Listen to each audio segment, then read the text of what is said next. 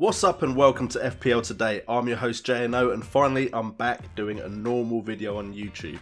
Thank you to everyone that has been involved in the streams. Because me and the wife have just had a baby daughter, Riley Ray, I've of course been a bit busy on paternity leave and some holiday helping out and getting everything sorted. But hopefully we should be back on the video grind as well as the streams, which have been going really well. But that's not why you've come here. You've come here for FPL and we have another episode of my team for Game Week 33, where we take a look at how my team did in Game Week 32 and what we're planning to do for Game Week 33, Double Game Week 34, Blank Game Week 35, Game Week 36, Double Game Week 37 and Game Week 38 moving forward. And I should start off with the fact that I've played the wildcard. So you are right now seeing on the screen my wildcard team that played in Game Week 32. If you're involved in the stream, you would have seen some of these players, but I did have a tinker around Saturday morning and we ended up with the team that is in front of you. And to be honest, the team did pretty well. We've gone with a very heavy front three of Vardy, Aubameyang and Lukaku. Unfortunately, having now just watched the Tottenham game, it does look like, however, Harry Kane may be back in the picture earlier than we expected. Son was put in there because I thought he might be leading the line, and he did in the Chelsea game at the beginning of the game, but with Harry Kane already on the bench, I'm a bit worried about the fact that I might be wanting to bring Harry Kane back in, which may take some more tinkering than I planned to do so early. But a lot of these players, of course, are players that a lot of people would have brought in for the double game weeks and blanks coming up. Vardy, Aubameyang, Lukaku, the likes of Salah, Mahrez, Son and Maguire being very popular players.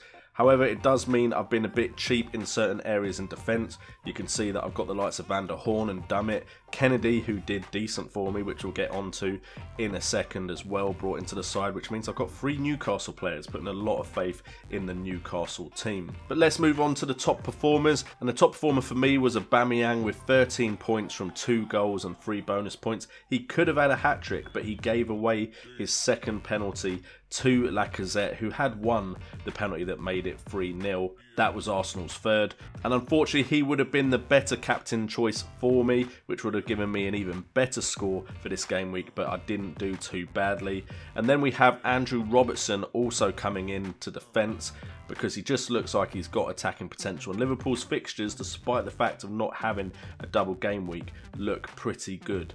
And total of 8 points with 1 assist and 3 bonus points vindicated my pick of him. And then we got Romelu Lukaku with 8 points from 1 goal and 2 bonus points.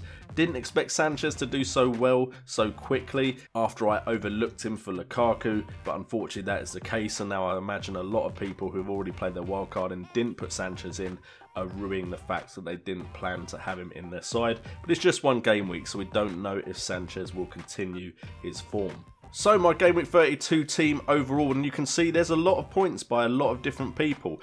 Only Loughton and Mahrez didn't pick up an assist or a goal or some clean sheet points.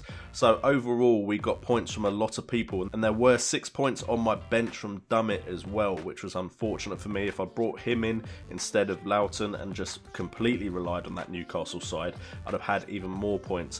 But Dubravka got a clean sheet. Maguire, Robertson, Salah, Son, Kennedy, Lukaku, Aubameyang and Vardy all contributed points to the side, which gave me a very healthy game week score of 76 points when the average was 48. The highest point total for the game week was actually 125, and the game week rank I managed to get was 65,251st, meaning overall points are now up to 1,900, getting close to that 2,000 landmark. And then we also have an overall rank improvement up to 36,974th, which means I'm back in the top 1%, and that's quite a decent jump for me in this game week out of 5.8 million players. I'm now finally in the top 50 of the FPL Today League, which means I'm on the first page, and things are looking decent for my side. There are some issues I have. The fact that Kane could be back so early could hurt my pick of Son over Eriksen, who Eriksen had a very good game against Chelsea as well, with a pretty good goal and what looked like a knuckleball that completely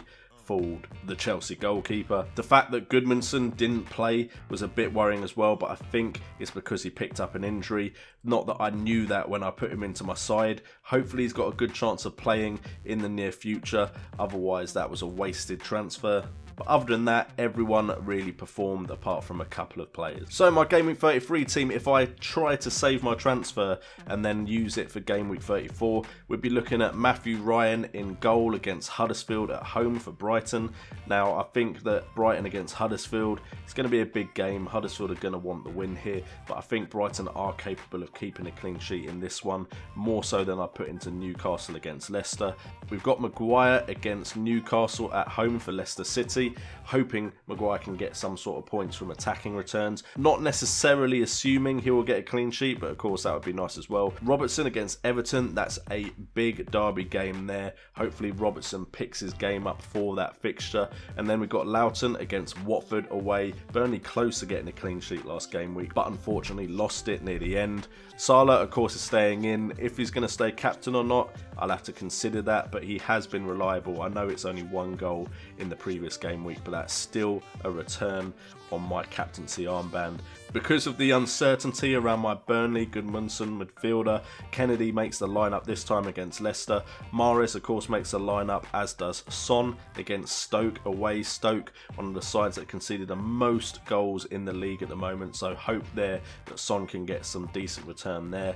Then we've got Lukaku against Man City away. Not the easiest of fixtures, but maybe Lukaku can prove the haters wrong that say he can't score in big games, despite the fact that he has scored in a few now.